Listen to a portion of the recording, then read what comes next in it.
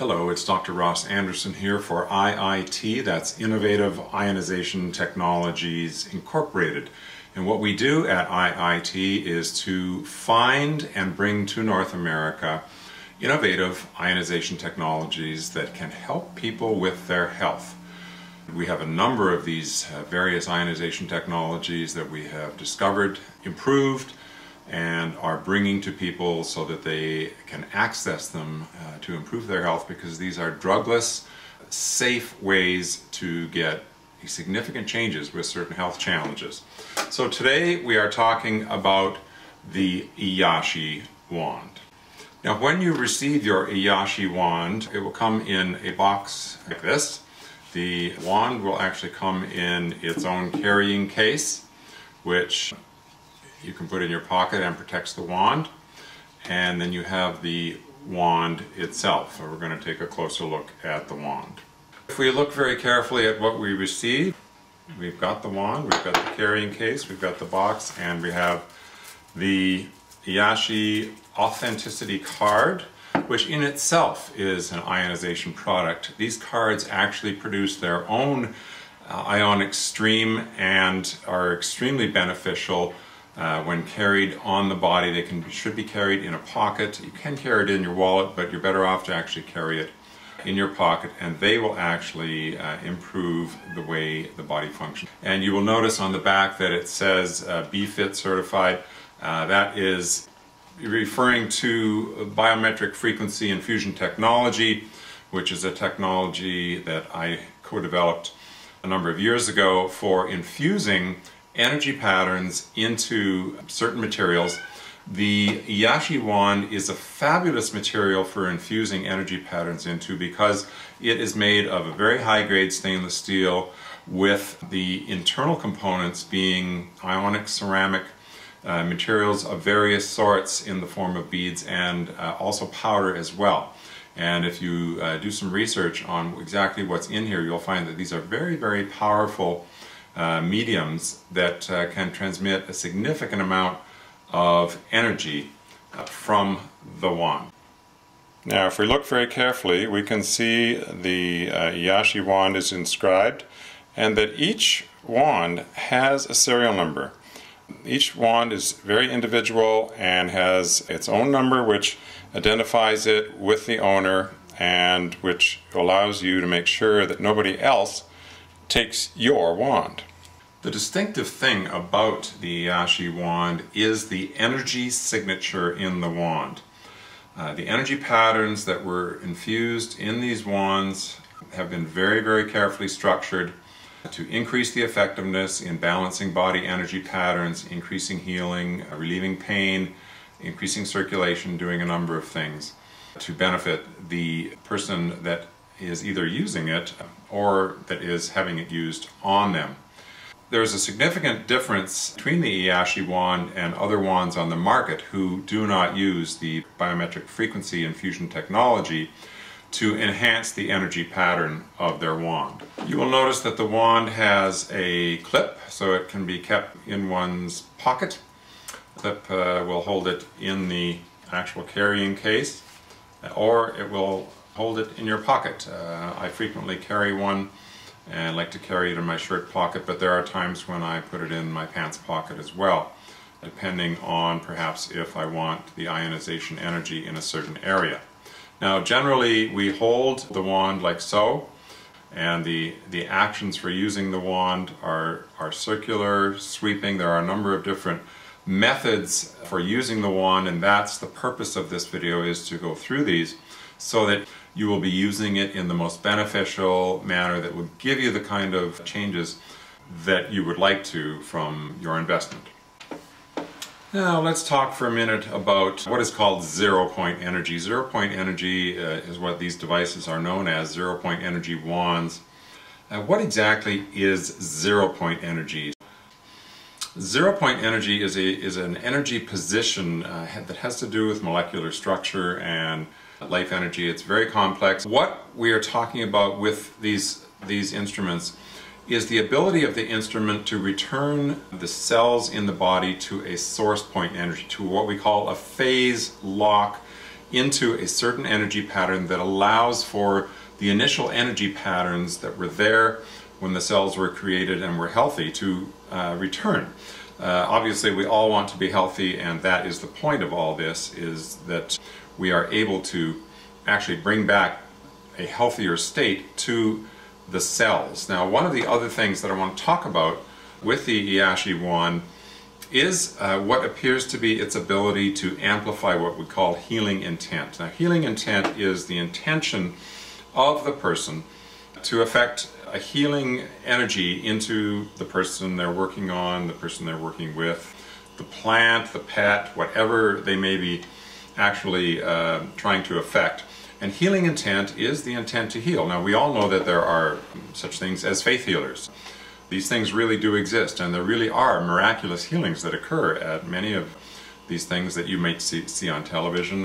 One of my mentors, Dr. Carrie Reams, who I studied with in early 1980s, way back, was actually healed at a faith healing, and this was a very scientific man with many degrees.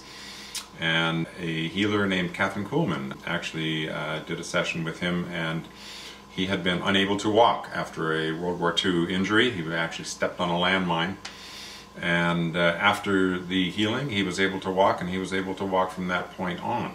So these things do occur, and so I want to just emphasize that the wand not only produces a very powerful measurable ionic stream, but it also acts as an amplifier for the energy of the person that's actually using the wand, and consequently amplifies the healing intent of that person.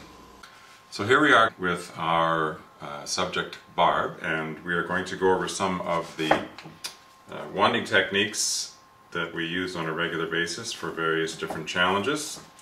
So we're going to get our Iyashi wand out of the case, and as we said before, it is held like so, sort of like you would a pen.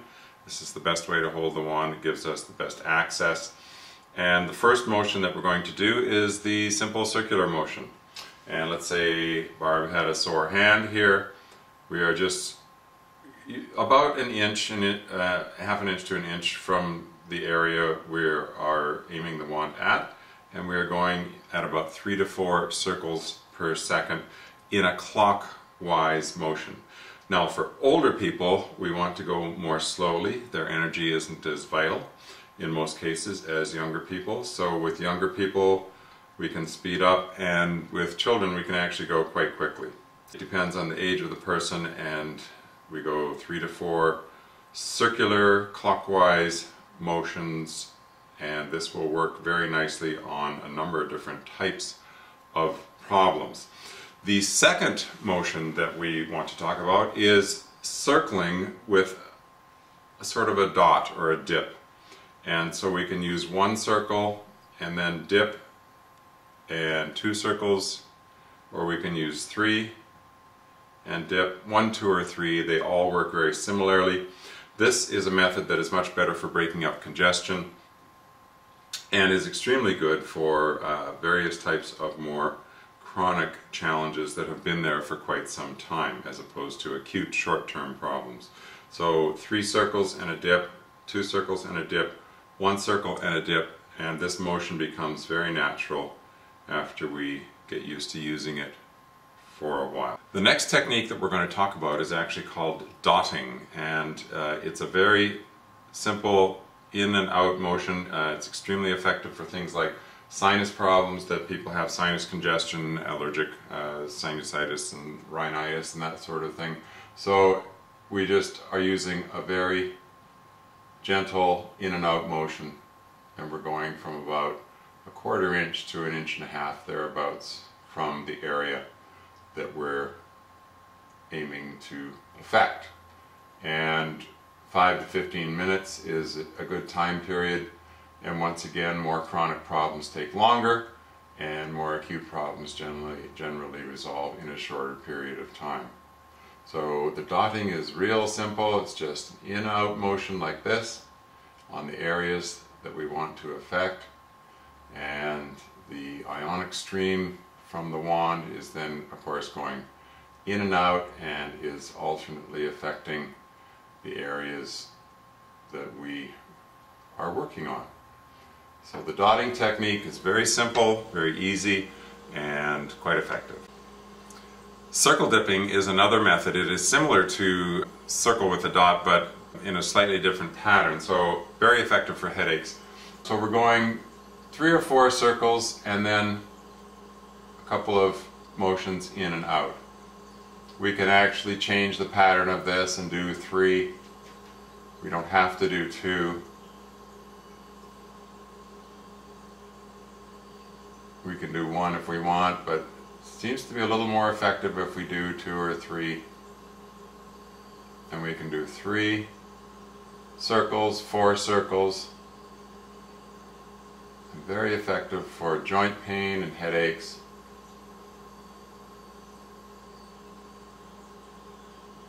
And once again, very easy to do, and you get into a real flow using the wand. And it feels very natural after a while.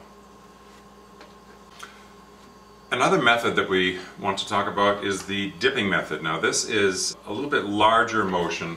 If Barb had a sore elbow, for instance, we would be actually using a 3 to 4 inch motion like this. And this goes deeper into the tissues. This is for deep pain, deep joint problems on the inside of the body that are further in than a surface problem. So we're actually sort of taking that ionic stream deeper into the tissues. And it's a very easy motion, just like this. We're coming very close to the surface, but of course we're not hitting the surface. And this works really well for very chronic problems that have been there a long, long time, and especially if they're deeper in the body.